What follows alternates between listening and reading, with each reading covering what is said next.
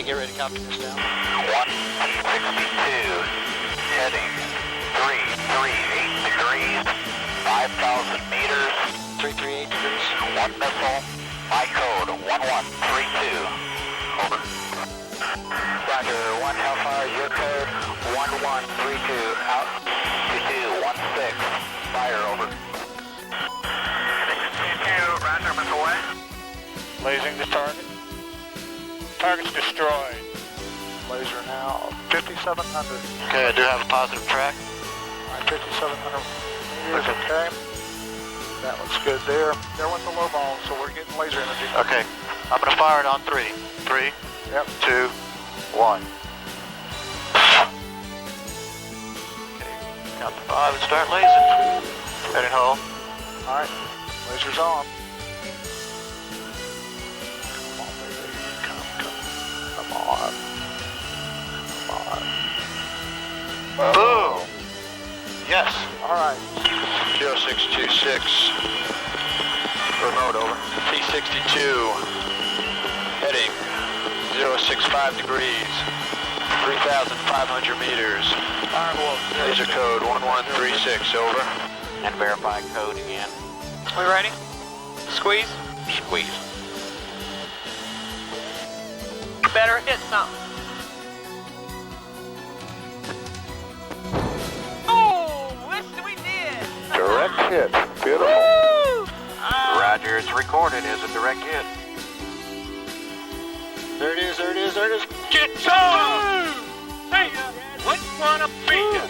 Lasing, lasing, lasing, lasing. Good kill.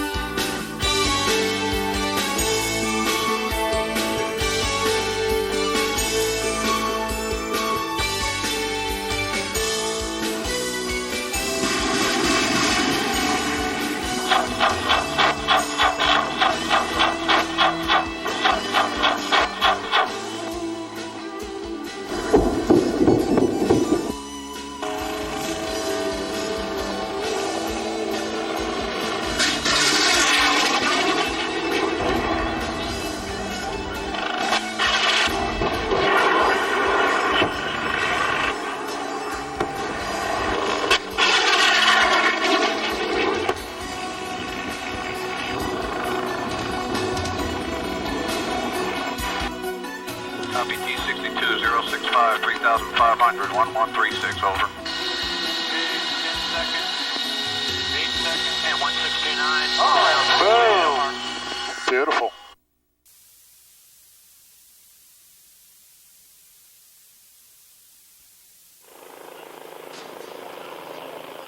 Bell helicopter crews and Army crews went to Fort Hood ranges on 2 occasions to fire the machine gun and rockets.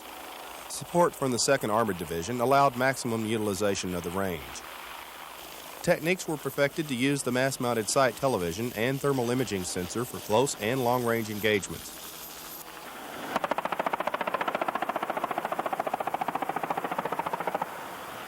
Whenever you're ready.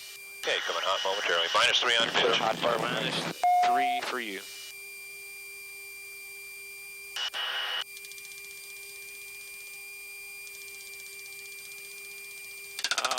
Beautiful.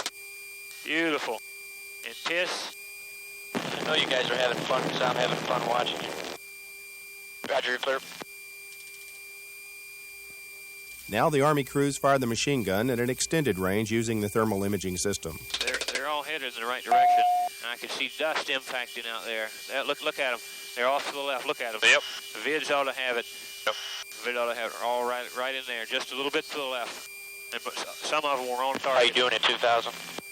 We're left of the target, 20 meters maybe. 20 meters. We had good range. We can reach 2,000 with this, and we can. That time we got a good positive visual on TIS. That's good. Machine gun firing at all ranges was totally successful.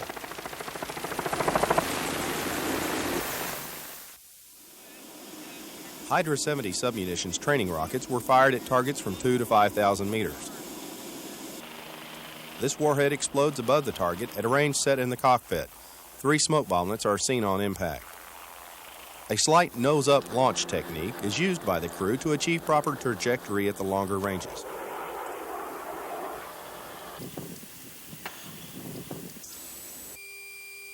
Case, you ready for another ripple? Yeah, we'll give it a whirl. This time I'm gonna dump, not dump. I'm gonna lower the nose just a little bit. I'm looking for +9. And Garfield, so it'll be Garfield. Be a ripple this time. Only got 2 pair. Okay, Vance, I'm ready. We'll be looking for it. Drop it just a little. Bring it up.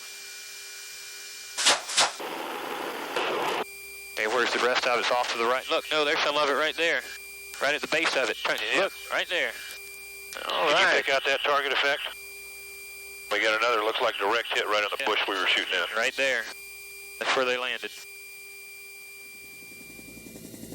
Missile system testing was conducted at an offshore range concurrent with the gun and rocket testing. The first Hellfire engagement was on a stationary target several thousand meters from the aircraft. Each Hellfire was guided to the target by the OH-58D's laser designator. 1, go.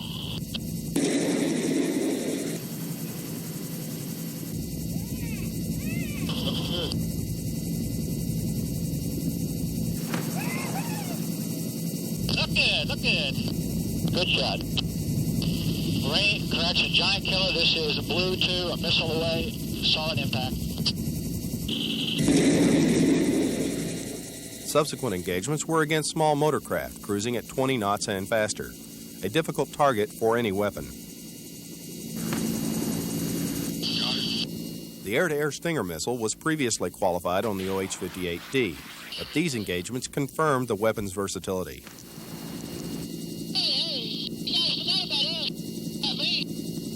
A heat source was suspended above the boat cockpit on the first shot. Giant Killer, this is Blue 2, missile away with impact. For the second Stinger engagement, the heat source was placed in the cockpit, with devastating results. Giant Killer, Blue 2, missile away with impact. I presume it's burning. Oh. Yeah, it's burning real good. Call ahead today. Roger, I agree with that.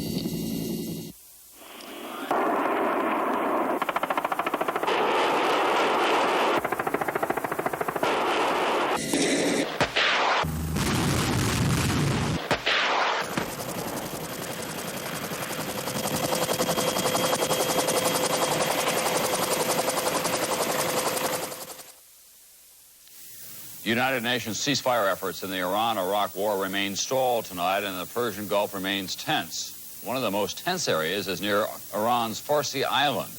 There, U.S. commandos have set up shop, and NBC's Fred Francis takes us on an exclusive tour of what is being called Fort Apache. Until now, this has been one of the Pentagon's most closely held secrets in the Persian Gulf.